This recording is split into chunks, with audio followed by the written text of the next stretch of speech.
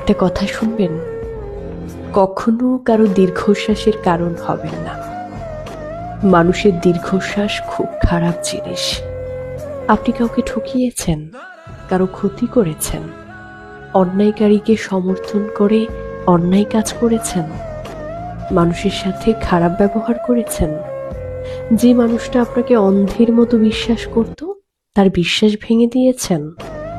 মনে রাখবেন, মানুষটা আপনার উপর কোনো প্রতিশোধ না নিলেও সে যতবার আপনার কথা ভেবে দীর্ঘশ্বাস ফেলবে, ততবারই তার আত্মা একটা নালিশ দিয়ে যাবে সৃষ্টিকর্তার কাছে। সৃষ্টিকর্তা সব দেখেন, সব বোঝেন। আপনি যত ভালো মানুষের মুখোশ পরে থাকেন না কেন, অথবা কাউকে ঠকিয়ে যতই সুখের সাগরে ভাসেন না কেন, কারো অন্তরে আঘাত দিলে সেটা শাস্তি আপনাকে দুনিয়াতেই ভোগ করতে হবে।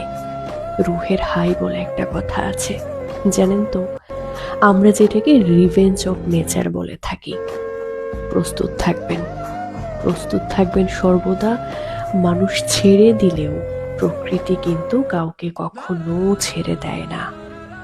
একটা কথা আছে না, সৃষ্টিকর্তা ছাড় দেন, ছেড়ে দেন না।